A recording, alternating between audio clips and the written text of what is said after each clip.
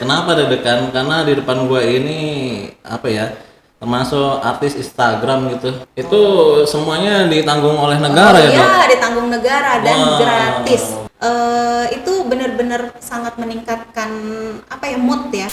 Assalamualaikum warahmatullahi wabarakatuh. Waalaikumsalam warahmatullahi wabarakatuh.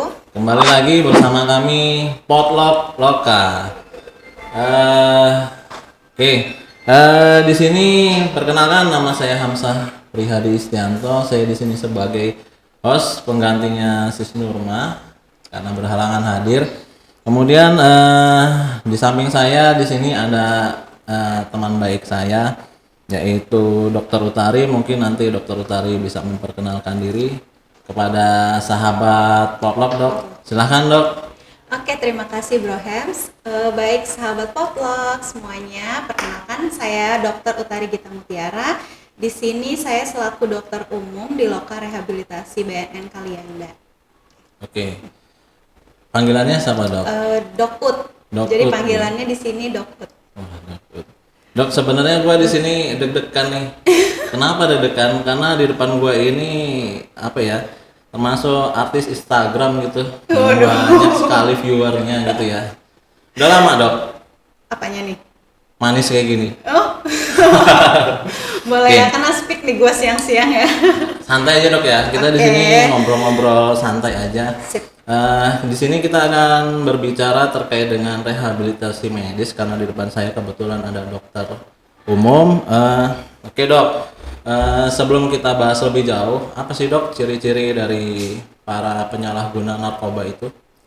Jadi kalau untuk kita lihat ciri-cirinya, ketika dia memang datang itu mungkin terlihat sehat ya, terlihat fisiknya sehat ini, tapi ternyata memang terkadang menimbulkan gejala fisiologis ya, seperti misalnya kalau misalnya yang dia baru make itu terlihat matanya merah, kemudian yang dia terlihat lemas, atau dia mungkin yang itu yang downer.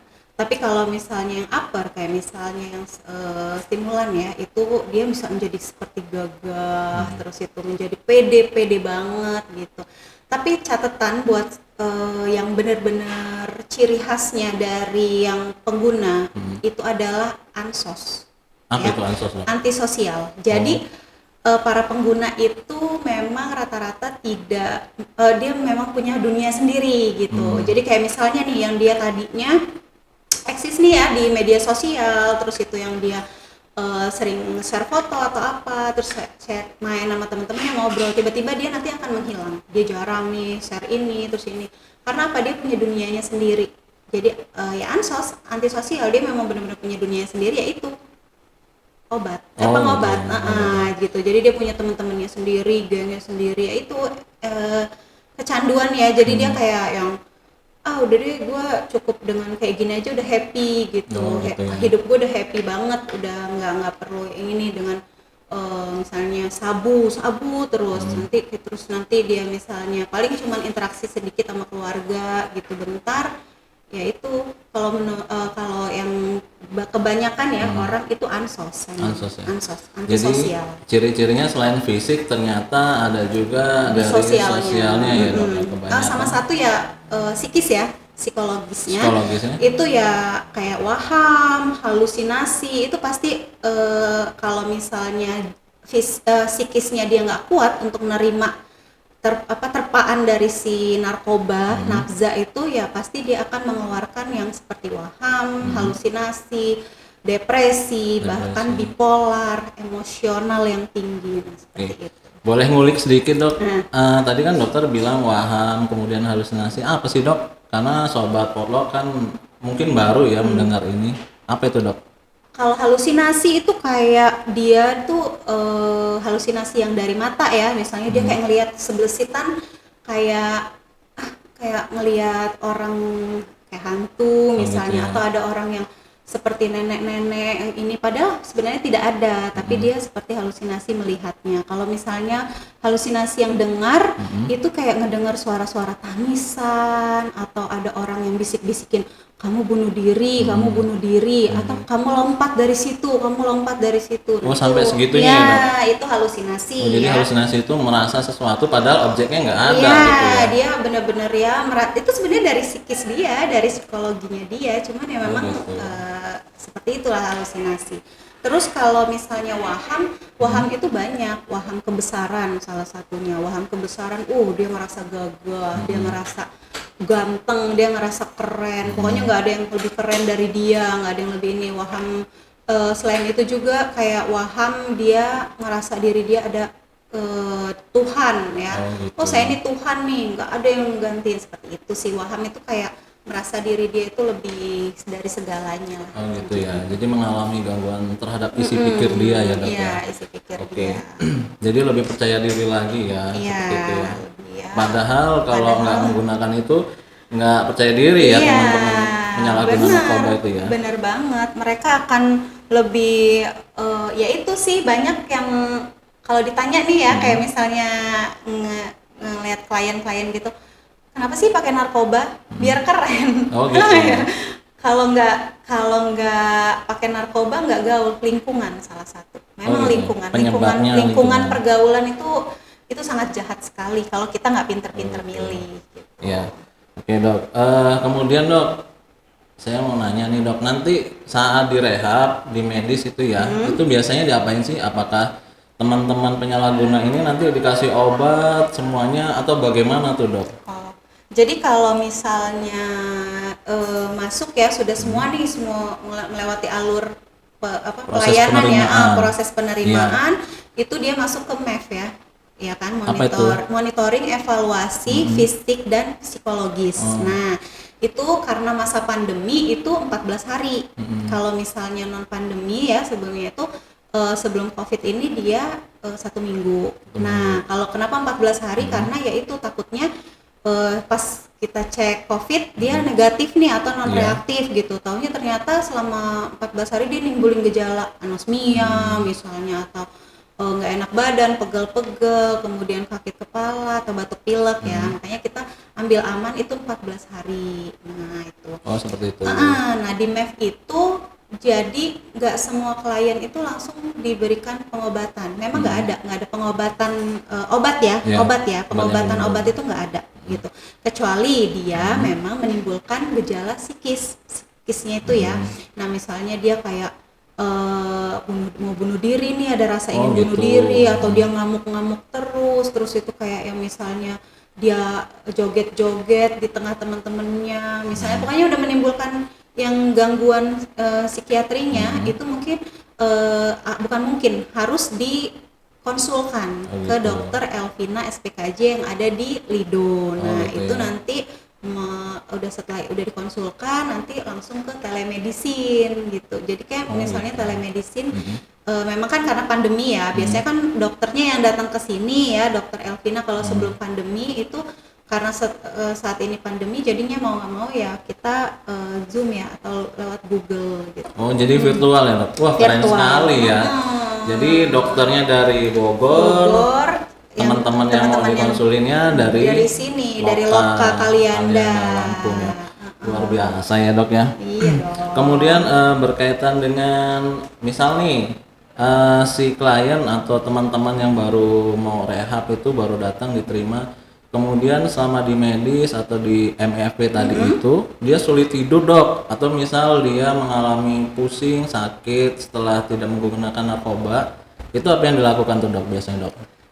Yaitu mungkin kalau misalnya dia diberikan edukasi ya, pasti langsung kalau misalnya dia memang sangat mengganggu aktivitas dia sekali, itu dia pasti langsung ketemu saya dokter yang kebetulan kan, jadi kan dokternya ada 2 nih, ada dokter Utari saya sendiri dan ada dokter Heni. Nah, itu gantian siapa yang berjaga di medis, yaitu nanti akan memberikan tata laksana gitu. Kalau memang sangat mengganggu sekali nih, sangat mengganggu tidurnya, terus itu sampai kayak lemes banget atau sakit kepala yang sangat berat sampai mengganggu aktivitas, pasti kita akan lakukan terapi, berikan obat. Oh gitu ya, Dok. Jadi di MEF itu selain menjalani isolasi mandiri, ternyata dia juga diberikan terapi pengobatan.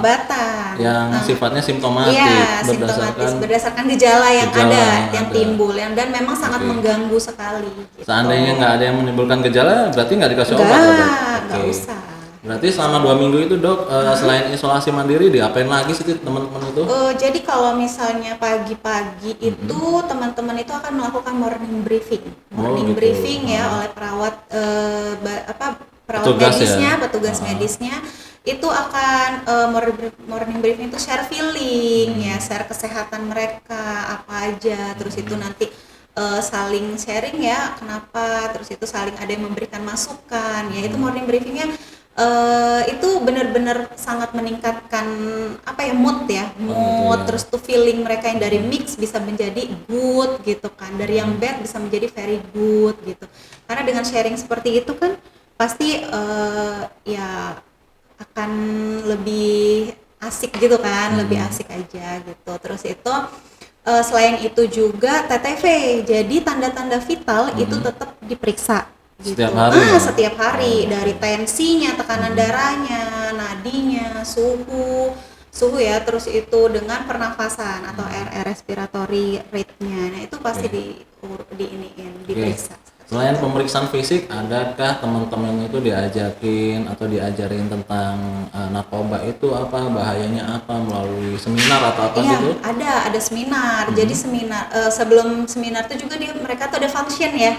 Function itu kayak diajarin bebersih gitu kan, bebersih lokasi rumah mereka di MF itu. Terus itu ada seminar juga, seminar dasar adiksi, seminar gigi dan mulut, kemudian seminar aspek hukum ya kan. Kemudian juga masih ada pasti diberikan seminar terkait dengan bahayanya narkoba, itu gimananya narkoba. Gitu. Itu pasti ada diberikan. Jadi selain diberikan pengobatan, ternyata teman-teman itu diberikan pengetahuan yang cukup ya. Pengetahuan pengobatan terus itu diberikan makan yang cukup 3 kali sehari, snack 2 kali sehari, gitu istilahnya benar-benar fasilitas yang sangat-sangat bagus banget gitu. Itu semuanya ditanggung oleh negara ya, Dok? Iya, ditanggung negara dan gratis. Gratis, Dok? Gratis masuk. Kalau memang ada yang mau rehab, masuk ke Loka Rehab itu tidak dipungut biaya, benar-benar gratis. Tuh teman-teman, gratis ya. Ayo kita semangat, kita manfaatkan nih, negara sudah memfasilitasi gratis. Ayo tinggal datang, kita rehab. Selesai rehab, insya Allah menjalani pemulihan gitu ya, Dok ya. Oke, Dok. Kemudian, Dok, siapa aja sih teman-teman yang boleh nih menjalani rehab di Loka Kalianda ini? Semua boleh. Perempuan, laki-laki maupun perempuan. Apalagi nih ya, kan memang kita selama ini baru menerima yang laki-laki dan anak-anak. Gitu. Tapi dalam waktu dekat ini akan dibuka rumah female, rumah perempuan ya. Jadi kalau misalnya memang keluarga, kerabat, keluarga yang perempuan yang memang kecanduan atau edik dari narkoba itu bisa mendaftar melalui call center Loka Rehabilitasi BNN itu untuk rehab secara gratis. Nah, itu yang perempuan ya dalam waktu dekat ini akan sudah mulai dibuka pendaftarannya. Jadi semua bisa ya, Dok? Bisa. Jadi mau laki-laki, perempuan, anak ya itu udah bisa untuk rehab. Bisa ya. Jadi teman-teman nanti bisa buka aja websitenya, kemudian tinggal hubungi aja tuh call center yang ada di website kami ya. Di Loka Kalianda sih. Kalau mau mendaftarkan keluarga. Jadi bukan dari putusan pengadilan saja ya, misalnya yang dia ditangkap terus itu dia putusan rehab inap ya, bukan rehab rawat jalan ya, rehab rawat inap itu bukan hanya itu aja yang putusan pengadilan, tapi ya itu sukarela misalnya ada keluarga nih keluarganya benar-benar anaknya misalnya ini udah sampai ngancurin barang, udah ngejual ini karena nggak dikasih duit, udah benar-benar yang hancur banget lah gitu, itu boleh datang ke sini. Oke, Dok, apa sih, Dok, pesan-pesan nih buat teman-teman yang di luar sana ya, sahabat Potluck nih yang ingin rehab supaya lebih semangat lagi nih, Dok? Kalau yang untuk rehab, jadi kalau pesan saya sebenarnya daripada kalian untuk rehab lebih baik kalian manfaatkanlah diri kalian itu untuk hal-hal yang lebih bermanfaat di depannya. Karena apa? Lingkungan pergaulan ya terutama itu lebih jahat bener-bener lebih jahat banget. Apalagi di zaman sekarang ya. Jadi yang bisa mengubah kalian untuk menjadi lebih baik dan melihat masa depan kalian itu gimana, itu diri kalian sendiri. Bukan oke dibantu dengan keluarga, didukung keluarga, tapi yang pasti itu diri kalian sendiri yang bisa mengubah masa depan kalian dan bisa memastikan masa depan kalian tuh mau baik atau buruk seperti itu. Dan juga please banget buat semuanya yang memang sudah pernah kecemplung di narkoba ataupun yang tidak akan pernah ya. Saya nggak ngomong belum sih, takutnya belum nanti mau lagi ya kan. Belum itu belum loh gitu kan. Tapi akan nih bisa jadi. Tapi kalau bisa tidak akan pernah ke narkoba. Karena apa? Sekali kalian memang memakai ya itu akan ketergantungan sekali gitu.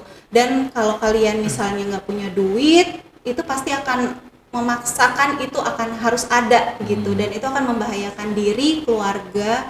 Apalagi kalau yang sudah punya keluarga ya, keluarga sendiri itu sangat disayangkan. Pikirkan anak deh gitu, anak kalian mau jadi apa kalau misalnya kaliannya bapak atau ibunya aja seperti ini gitu. Jadi kalau pesan saya, jauhilah narkoba, dekati calon mertua. Waduh, oke Dok, terima kasih bincang-bincang kita hari ini ya. Oke. Seperti itu teman-teman, ayo buat teman-teman atau ada sahabat atau tetangga yang ada di luar sana yang ingin menjalani rehab, ayo jangan ragu-ragu karena rehab itu asik kok ternyata ya. Kemudian banyak juga nanti program-program yang ada di sini seperti itu ya Dok ya. Benar. Oke, sebelum saya akhiri, saya mau disclaimer dulu nih Dok. Kita kan dari tadi nggak pakai masker ya. Iya, benar. Sebenarnya kita sudah menjalankan protokol kesehatan teman-teman. Yaitu yang pertama kita dicek suhunya. Dokter normal tadi ya? Normal 36,5. 36. Saya 361 tadi Dok. Jadi suhunya normal. Kemudian kita juga sudah dilakukan swab antigen rutin, ya Dok ya? Iya, benar. Hasilnya negatif ya. Kemudian dan kita pun juga sudah vaksin. Vaksin sudah 2 kali ya Dok? Iya, sudah 2 Alhamdulillah. kali vaksinnya. Jangan takut vaksin ya teman-teman ya. Yang punya kesempatan bisa vaksin itu segera vaksin. Setuju. Sayang sekali kalau kalian itu menolak untuk vaksin. Lagi yang penyintas COVID 3 bulan saja semangat loh buat vaksin. Masa kalian yang memang belum terkena atau tidak terkena COVID tidak mau vaksin? Udah itu apa ya, hoax tentang vaksin itu udah deh, nggak usah didengar, itu mah itu menjatuhkan pemerintah aja itu mah. Mumpung gratis ya Dok iya, ya. mumpung gratis lagi ya seperti kan. itu, silahkan teman-teman datang ke instansi kesehatan terdekat ya. Mungkin itu saja Dok ngobrol-ngobrol kita kali ini ya. Terima kasih atas masukan dan informasi yang telah diberikan. Kemudian untuk selanjutnya kita tutup dengan jargon lokal ya. Ya, mulai ya. Nah, let's connect with me. Thank you Dok. Terima kasih banyak. Ya, sama-sama Dok Ruth.